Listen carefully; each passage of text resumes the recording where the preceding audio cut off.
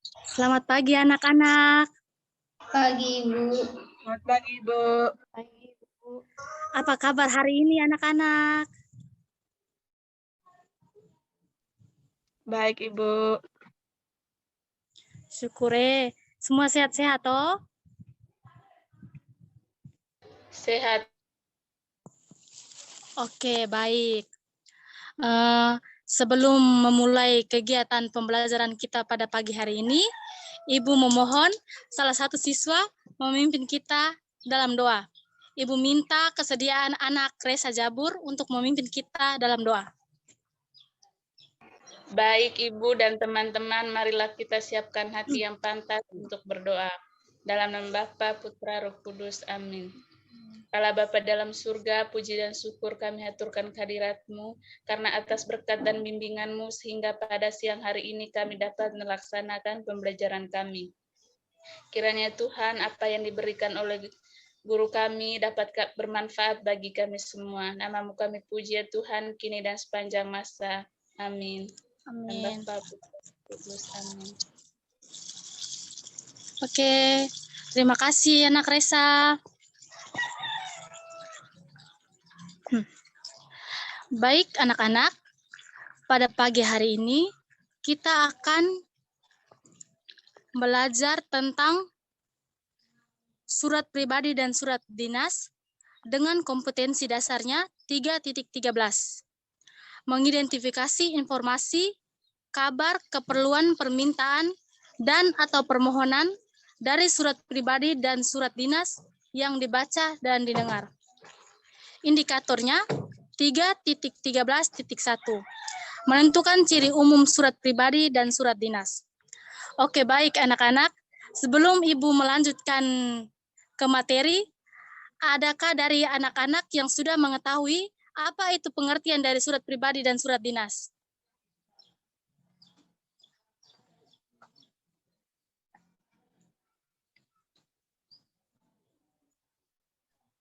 Belum, Ibu. Belum, Ibu. Oke, baik. Kalau belum, langsung saja Ibu akan menjelaskan. Yang pertama, pengertian surat pribadi. Surat pribadi adalah bentuk komunikasi tulis atau surat menyurat yang dilakukan oleh seseorang kepada orang lain sebagai pribadi, bukan sebagai wakil atau urusan yang berkaitan dengan kelembagaan atau kedinasan atau resmi. Di Indonesia, anak-anak, menulis surat pribadi sebenarnya lebih sulit karena perlu memperhatikan hal-hal di luar aturan kebahasaan bahasa Indonesia. Jika bahasa dalam surat resmi lebih baku dan jelas polanya, maka demikian dengan surat pribadi. Dalam surat pribadi ini ada hal yang perlu diperhatikan, yaitu tata etika atau sopan santun. Khususnya jika kalian menulis kepada seseorang yang lebih dewasa atau orang yang baru saja kalian kenal. Agar anak-anak lebih mengetahui bagaimana surat pribadi, perhatikan surat pribadi di bawah ini.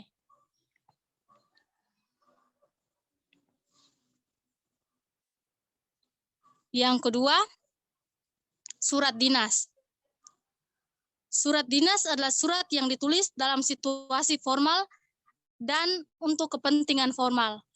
Surat dinas ini dapat ditulis oleh pribadi atau atas nama suatu lembaga pemerintahan, perusahaan, atau organisasi yang ditujukan kepada lembaga.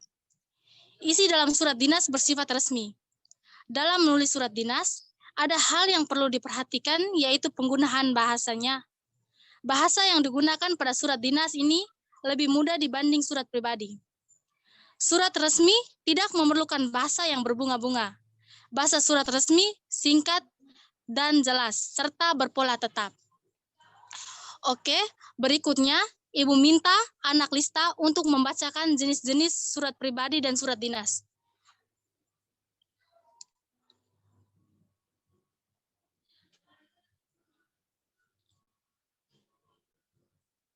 Halo, anak Lista. Dari saya saja, Ibu. Ya, Helen, silakan. Baik, jenis-jenis surat pribadi dan surat dinas. Yang pertama, surat pribadi kekeluargaan. Yang kedua, surat pribadi setengah resmi. Yang ketiga, surat panggilan kerja. Yang keempat, surat perintah perjalanan dinas. Dan yang kelima, surat perjanjian kerja. Yang berikut, Ibu akan membacakan tujuan dari surat pribadi. Anak-anak, dalam menuliskan surat pribadi, biasanya ada tujuan yang diinginkan si penulis. Beberapa di antaranya adalah, yang pertama, memberikan kabar atau informasi kepada orang lain atau penerima. Yang kedua, sebagai sarana bersilaturahmi karena lama tidak bersua. Dan yang ketiga, mengekspresikan perasaan si penulis pada penerima, bisa berupa perasaan senang, sedih, baik, terharu, bangga, rindu, dan lainnya.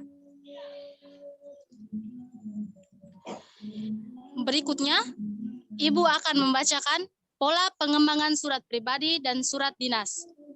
Surat dinas termasuk dalam bagian surat resmi. Jadi, pola yang harus diperhatikan dalam penulisan surat dinas yaitu dengan menggunakan bahasa baku. Pokok yang harus dijadikan perhatian lainnya yaitu berupa kejelasan isi, keterangan yang ingin disampaikan, unsur-unsur yang harus ada di dalam surat dinas resmi seperti kop, tanggal surat, nomor surat, perihal, dan lain-lain harus dilengkapi. Dan yang kedua, surat pribadi adalah surat yang digunakan untuk berkomunikasi secara pribadi, bersifat tidak resmi, dan bersifat tentang masalah pribadi. Surat pribadi ditulis oleh seseorang individu atau perorangan untuk orang lain atau instansi lain. Oleh karena itu, bahasa dari surat pribadi bersifat pribadi, santai, mudah dipahami, dan komunikatif. Surat pribadi yang dibuat dari seseorang untuk orang lain, misalnya yang surat bertukar kabar kepada sahabat, sementara itu contoh surat pribadi yang dikirim ke suatu instansi, misalnya surat izin tidak masuk sekolah karena suatu hal.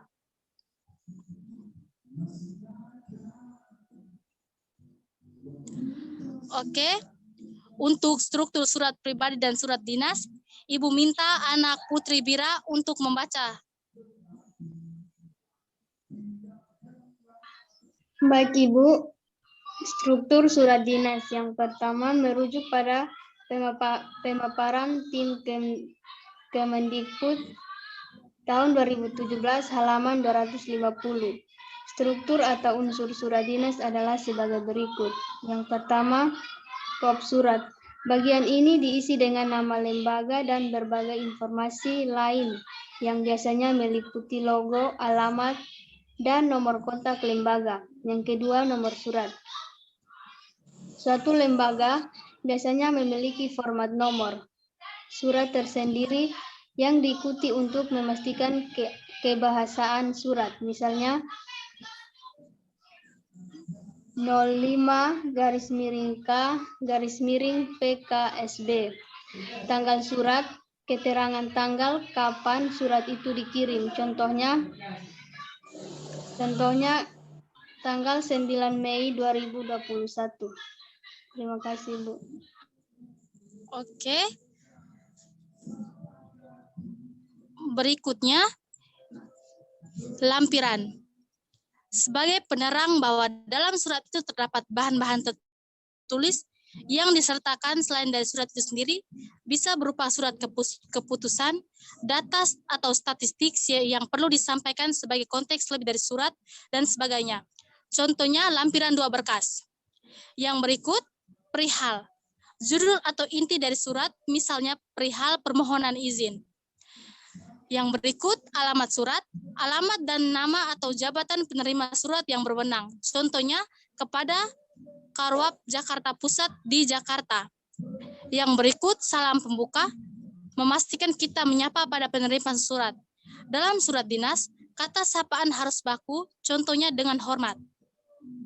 Yang berikut, paragraf pembuka, berisi latar belakang, alasan, dan konteks lainnya dalam mengirimkan surat. Yang berikut, inti surat, merupakan isi dan pesan utama yang ingin diutarakan dalam surat. Yang berikut, paragraf penutup, berisi ucapan terima kasih dan penutup lain yang diperlukan.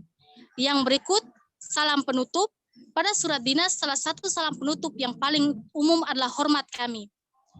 Yang berikut, nama dan tanda tangan.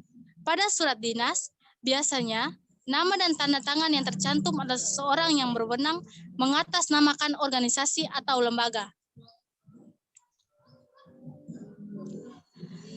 Oke anak-anak, berikutnya adalah karakteristik surat pribadi dan surat dinas. Yang pertama, surat dinas. Memakai kop surat. Menggunakan bahasa resmi atau formal. Isinya singkat, padat, dan jelas.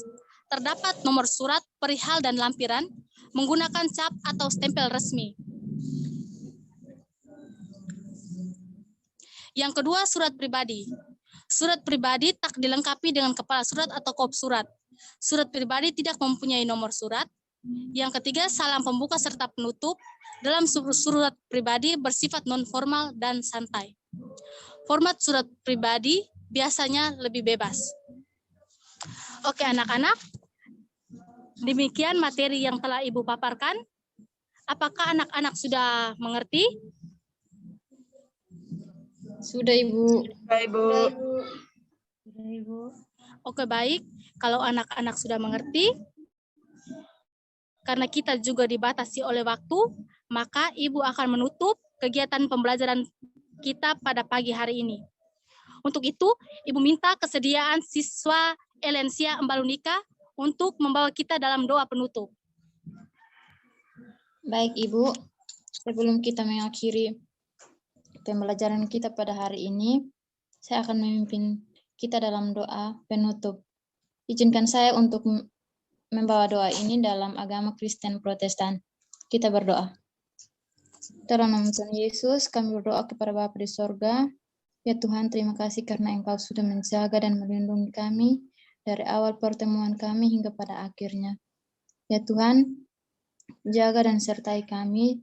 Semoga apa yang telah kami dengar, apa yang telah kami pelajari boleh bermanfaat bagi kehidupan kami ke depannya, Tuhan. Tuhan, hanya doa dan harapan yang kami sampaikan kepadamu, kiranya Tuhan Yesus memberkati. Tuhan Yesus, hanya doa dan harapan kami. Haleluya, puji Tuhan, amin. Amin. Sekian Ibu, Oke. terima kasih. Terima kasih anak Ellen. Oke anak-anak, demikian pembelajaran kita pada pagi hari ini. Sampai jumpa lagi di minggu depan. Terima kasih, Bu. Oke anak-anak.